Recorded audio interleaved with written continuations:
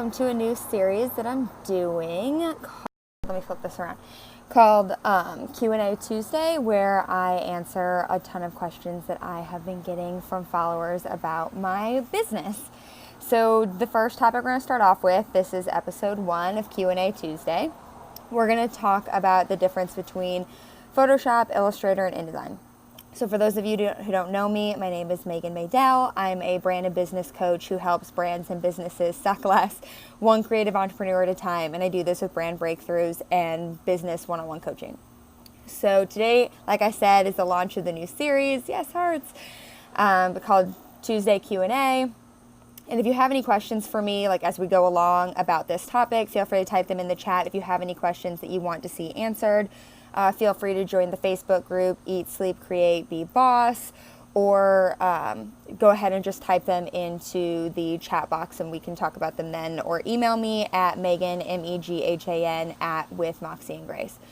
So let's get started. Today's question is, what the hell do I use InDesign for? I get this question all the time. And the fact that I get this question, thanks Kara, awesome topic. So the fact that I get this question a ton means that you're most likely using Photoshop, Illustrator, and InDesign wrong too. Because if you don't know what you use InDesign for, you're most likely using Photoshop and Illustrator for the wrong things. So let's talk about the basics, is that Photoshop's for raster images and Illustrator is for vector graphics. What the hell is a raster and a vector? What's the difference?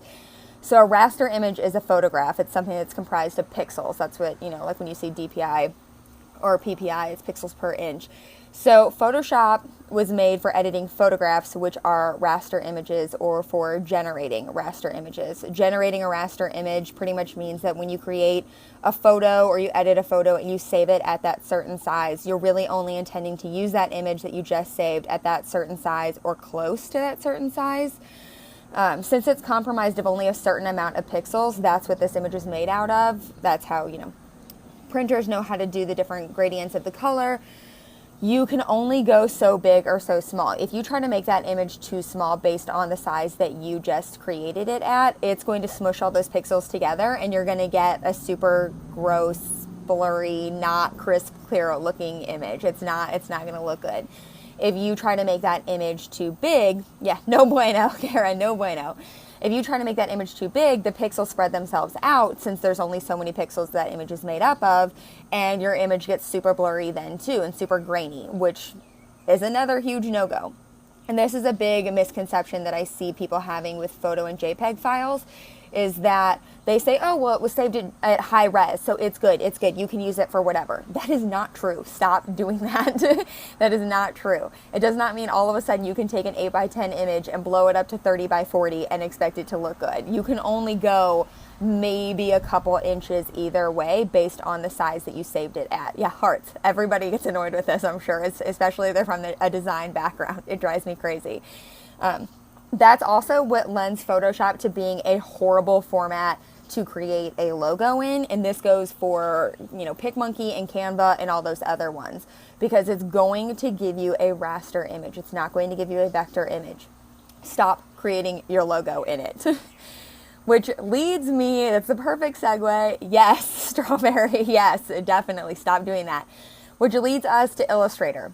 Illustrator is for vector images, and a vector image, without getting too technical and really freaking people out, is just an image that's made out of points, lines, and shapes based on whatever mathematical equation it is that, Illustrator and those other programs have decided on, that can be scaled infinitely.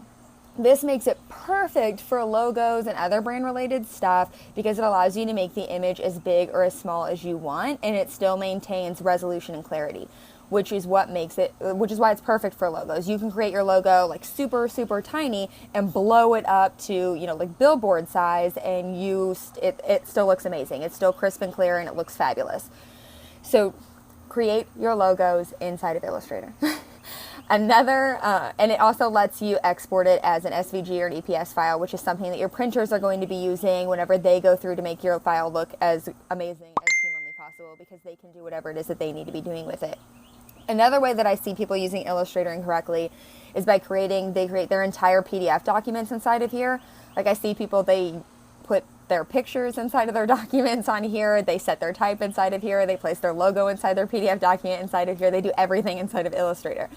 And the drawback to doing this is that, two smaller ones that some people don't realize is that Illustrator doesn't automatically number your pages, and there's no master page template where you can have something generated for your entire document in a second like you can in InDesign. The biggest drawback that people are going to notice about doing this in Illustrator is that it creates huge files whenever you save it as a PDF. Your file that if you just would do it inside of InDesign correctly would be, maybe a couple 100 kilobytes. If you do it inside of Illustrator or Photoshop, that PDF file is going to be several megabytes, like big megabytes. It's a lot of times I see people who get it to the point where they can't even email it or upload it to something without it taking forever because they've included photographs and stuff like that that they should not be including inside of their Illustrator file. And this is where InDesign comes in, which brings us full circle with the question, what the hell do I use InDesign for? And InDesign is meant for solely typesetting or document creation. So how you do this is you import and place the graphics you just created in Illustrator or Photoshop or Canva or whatever it is that you did, and you place them inside your InDesign document. Then you create text boxes in InDesign and set your type that way.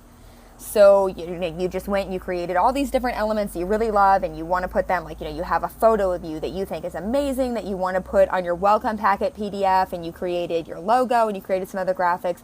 You place those all into your InDesign document, and then you set the type over the top of it or around it, whatever it is that works best for you. What's amazing about InDesign is that it exports your file to a PDF where you're going to control all of the settings, and it's going to leave you with a decent sized PDF file without losing any clarity. You can save it for web resolution, you can save it for print quality, you can customize the settings, and it's going to give you a decent sized file, not something that's 20 megabytes that you can't do jack shit with without waiting for several hours to use WeTransfer to get it to somebody because you can't email it. Another major bonus to putting your documents together in InDesign is that when you export the file, you can choose to package your file together. So what this does is it packages every single element you used in your file together inside of one folder. One folder, it's all together. Everything from your typefaces, your graphics, your photos, everything you used inside of that document is all exported into one folder. So say, you have to send this document to a printer or an assistant, they now have everything in one place for each document. Whereas if you sent them something, a Photoshop or an Illustrator file, if they don't have that typeface, they're kind of screwed. They can't edit anything. In fact, when they go to do anything with that file, it's going to automatically switch them over to a generic typeface that they do have on their computer, which doesn't leave you with much brand control or much control, period, over the document that you just sent. Another problem is that if you're using Illustrator, sometimes you might have to outline the text, which means they can't edit the text at all. All they can do is move it around. They can't type new letters or do anything like that if they don't have that typeface already, which means you're then, chasing down typeface files, you're chasing down photo files, you're chasing down your graphics that you created, and you're trying to send them all to them via email. We all know things get lost in email.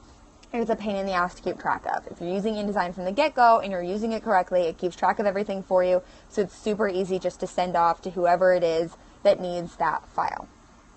So hopefully that clears up any and all confusion surrounding the whole Photoshop versus Illustrator versus InDesign question. I know that some people, their big concern is that they don't want to get all of them when cost is a factor, which I get it if you look at the cost of the programs outright. They're super pricey. That's why Adobe came up with Creative Cloud. They're moving all of their software to be cloud-based, and that's pretty much going to be sooner rather than later the only way you can access the versions of their software, instead of buying them on the CD and the ways you used to be able to do it. And I think the intro promo price is only $20 or $30 a month if you haven't ever used it before, if you haven't ever, created a Creative Cloud account. And that's really not that bad. And that gets you access to every single program that Adobe has ever created. I have programs on my computer that I have no idea what the hell they are. I have no idea what I'm supposed to be using them for because I've never experienced them. I've never needed to use them for anything. After your 1 year runs out, or if you've already done it before, you can then get each program for just $10 each. And that's not a bad price either. $30 a month to get 3 programs, use them the right way, have brand consistency, be able to kind of sync all your files together, be using them the right way, be able to get them to export correctly, be able to get them with, backgrounds that you need, be able to scale them the right way whenever you need them to, like with your logo, instead of creating it as a 5x5 inch JPEG and wondering why you can't blow it up big enough to go on a banner outside of, wherever it is that you're advertising, because that's not going to work. And you're going to be constantly creating this JPEG file over and over and over again, which if you think about the amount of time that that's going to take you to do that, when you could have just gotten Illustrator and InDesign to do all of your stuff for your business correctly, it's a no-brainer to just spend the $30 a month and get it right from the get-go. So head over to Adobe, check those out, look into them. And again, if you have any more burning biz or brand questions, shoot them my way by emailing me at Megan, MEGHAN, @withmoxieandgrace.com, or you can head over to the Facebook group. It's called Eat, Sleep, Create, Be Boss, and you can ask questions in there. I'll answer them. I'll be sure to, start doing them more on Tuesdays. So thank you so much for tuning in to episode 1. I hope you got a ton out of this. If you did, head over to the Facebook group and let me know, or leave me a bunch of hearts in the replay if you're a replay viewer, so that I know that it was a topic that really resonated with you guys, so that I can keep doing more of them. And I will see you